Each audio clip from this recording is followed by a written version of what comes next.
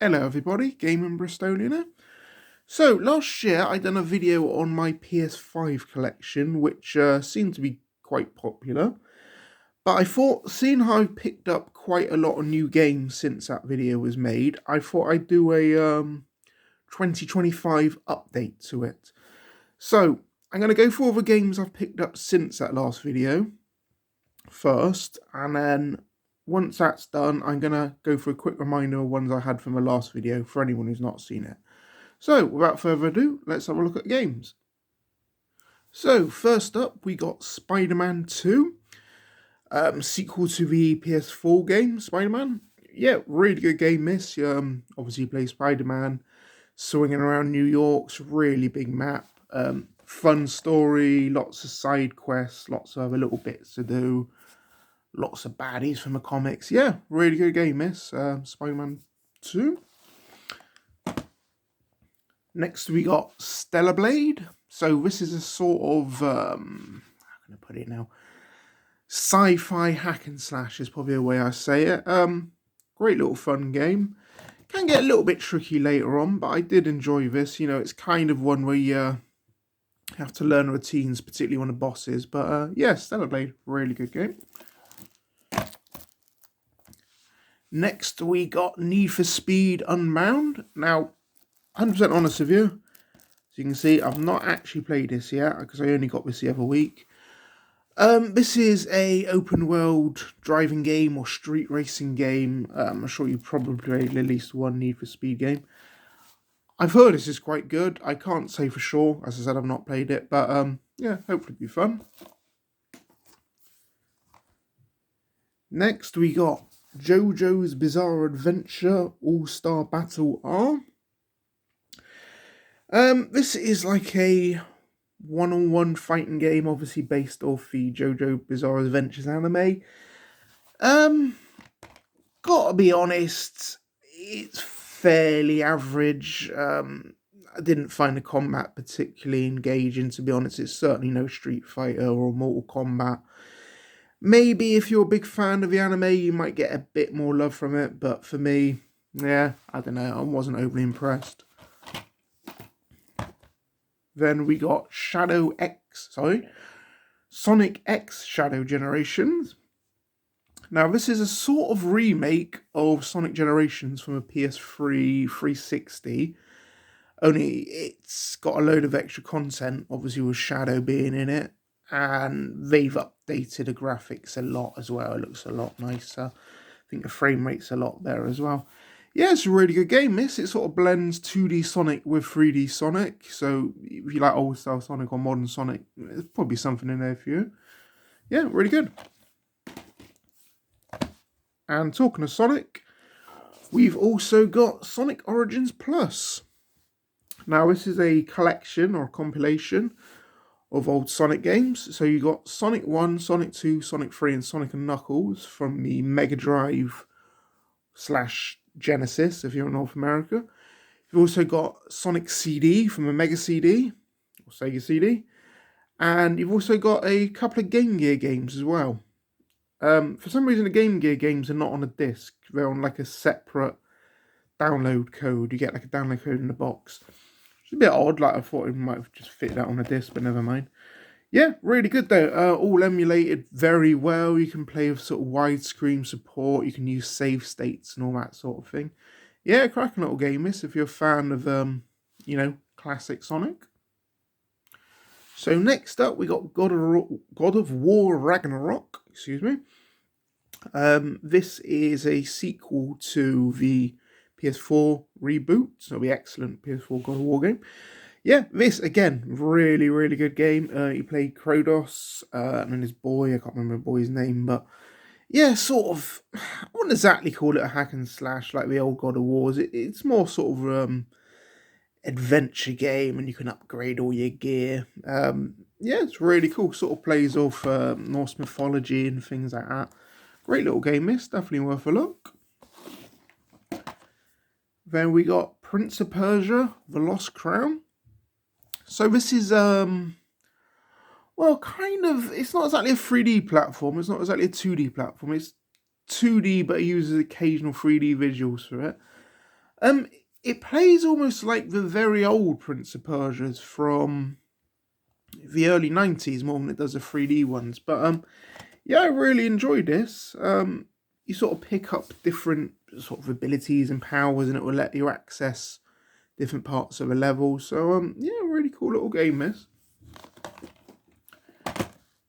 And we got Saints Row. This was okay, I guess. Sort of fairly generic GTA knockoff. It's one of his games where there's nothing necessarily wrong with it, but there's nothing that great with it either. It's fine. Like, if you see it cheap, it might be worth picking up, but I wouldn't go out of your way to play it. We got a far better game, Astrobot. So this is a 3D platformer. Great little game. I'd actually say this is probably one of my favourite games on the PS5. Really fun little game.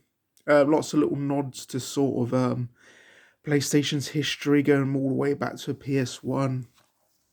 Plus, you pick up these little gadgets and these little abilities depending which level you're on. Yeah, really fun little game. It's definitely worth looking at. So next up, we got Double Dragon Gaiden, A Rise of the Dragons. So this is, if you ever played Double Dragon, it's basically a brawler or a beat 'em up, as some people call them. You pick two characters, Bimmy or Jimmy, and you basically walk to the right, beat people up. If you ever play Final Fight or Streets of Rage, you'll know what I mean. Yeah, really good game, this. Uses sort of, I'd say sort of 16-bit era graphics. You can unlock lots of things and different characters.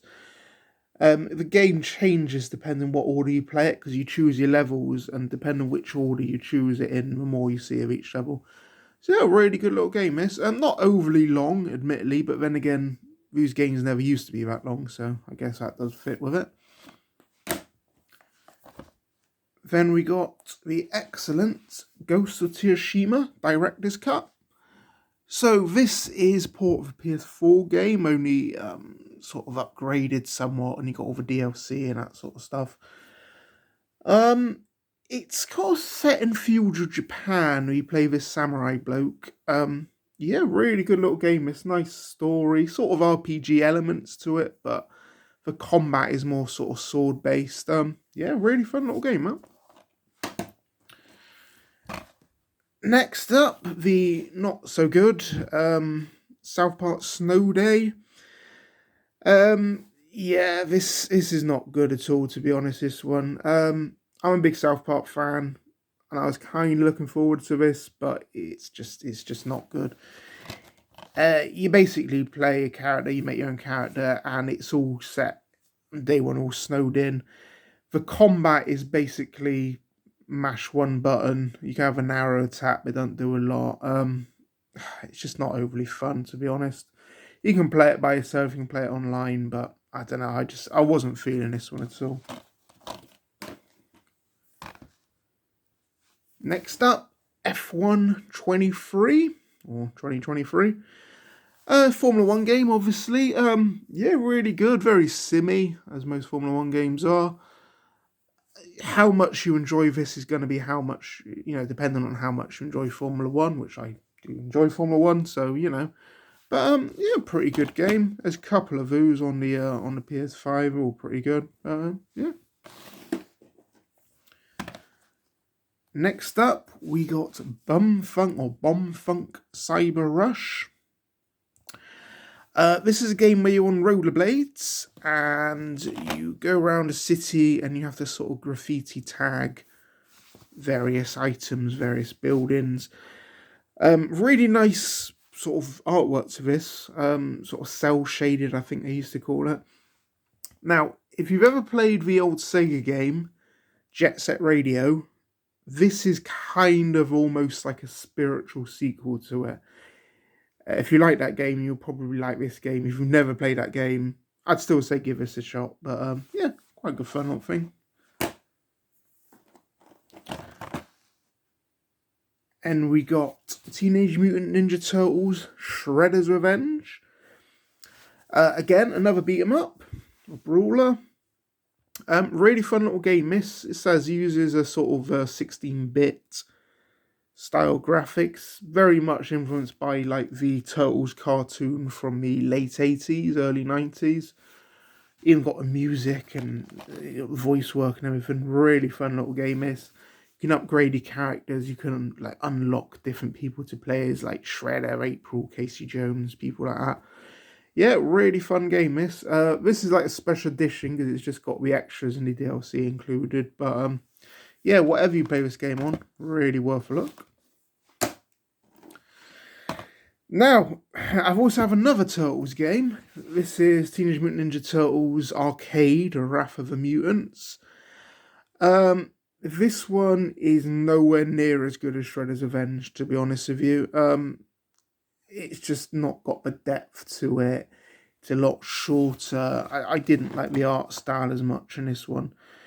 I believe this was based off a Raw Thrills arcade cabinet, which I've never played, but apparently there was one. Yeah, I would go, if you're going to get a Turtles game on a PS5, I will go Shredder's Revenge. So, next up, we got Puyo Puyo Tetris 2. This is obviously a puzzle game. Some, I can put it now, based on Puyo Puyo, and some versions are based on Tetris. Now, admittedly, again, still sealed. I haven't actually got around to playing this one yet.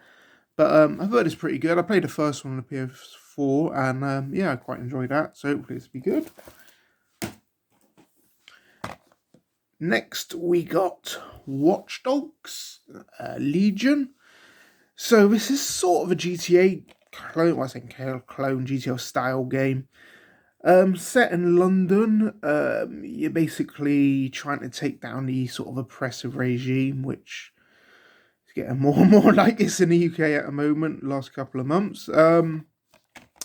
Yeah, pretty good game, this. Again, if you've played any of the other Watch Dogs games, you probably know what to expect. Then we got 2 Point Campus. So this is sort of a sim game. Have you ever played anything like Theme Park or Theme Hospital, even Sim City, I guess? You basically build and design your own university. When you're in college, you have to run it, maintain it, and there's sort of challenge modes as well. Yeah, really good little game, this. You can pick this up really cheap as well, this game. And then you got Uncharted, the Legacy of Thieves Collection. Now, this one is Uncharted 4 and Uncharted The Lost Legacy. Again, I've not actually played it. As you can see, it's still sealed. I have played the PS4 version of Uncharted 4, and that is very good. Not played the other one. I'd imagine it's pretty good. I think it's just upgrades the sort of frame rates and the performance of it. But yeah, pretty good.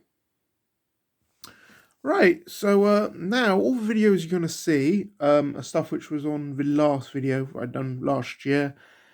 I thought I'd just go through the same games again, just in case for anyone who's not seen the first video. Right, so first of all, we got Ratchet and Clank Rift Apart. It's a 3D platformer. Really fun little game. Obviously, he plays Ratchet and this other woman, I can't remember her name. But yeah, really good little game. It has our old Rift mechanic where you can jump through different dimensions. Worth looking up. Like a Dragon Ishin. So this is Ishin, sorry.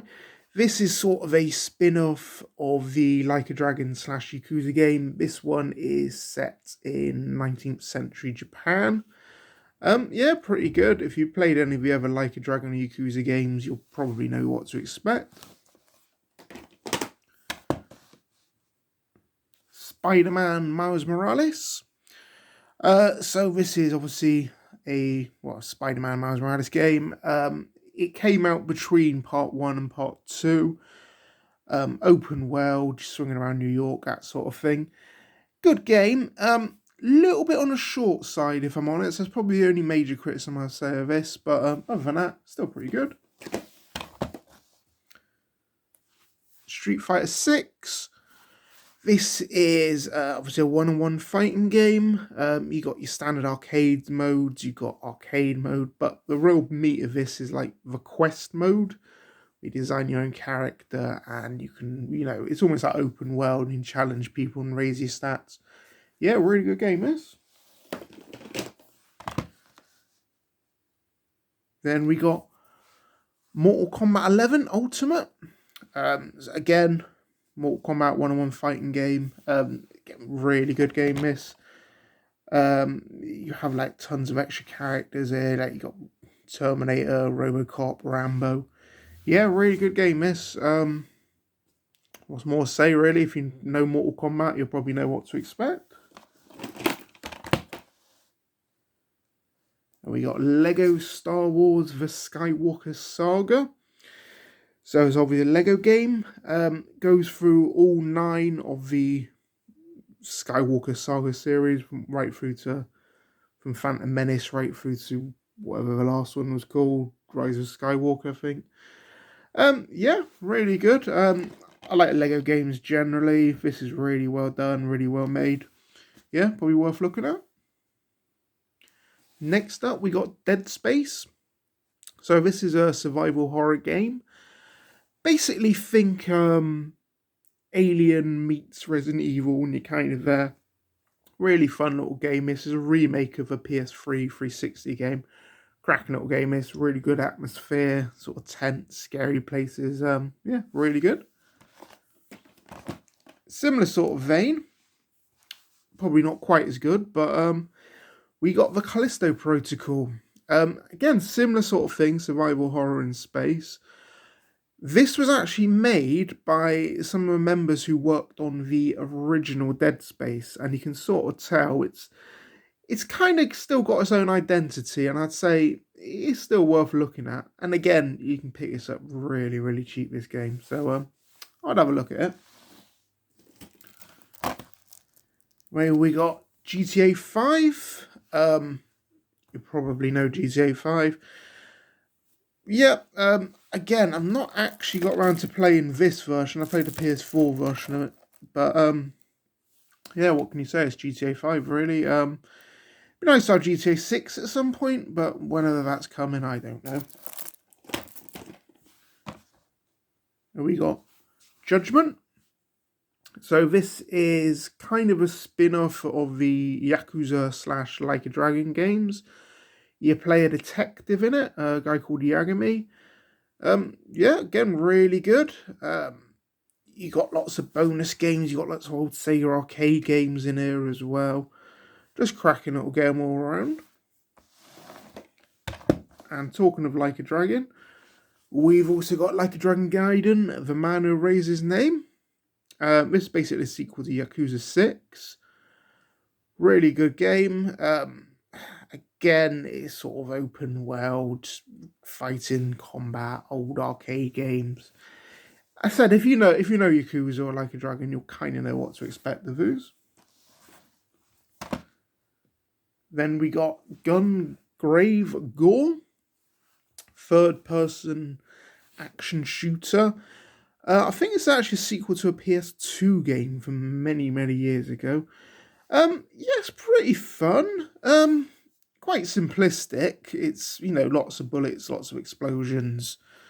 It doesn't take itself too seriously. It was worth a look at. Again, it's not amazing, but it's not terrible either. Then we got the excellent Resident Evil 4. So this is a remake, obviously, of Resi 4, which came out, I think, originally on a GameCube, but basically got released on everything. Yeah, if you never played Resident Evil 4, play Leon. You go through I think it's the Spanish countryside. Really good game. What more can I say, really? It's Resident Evil, but yeah, worth a look at it. And of course, we got Resident Evil Village, or Resident Evil 7. You look at that, you see 7. So, sorry, 8, excuse me. Yeah, it's a good game.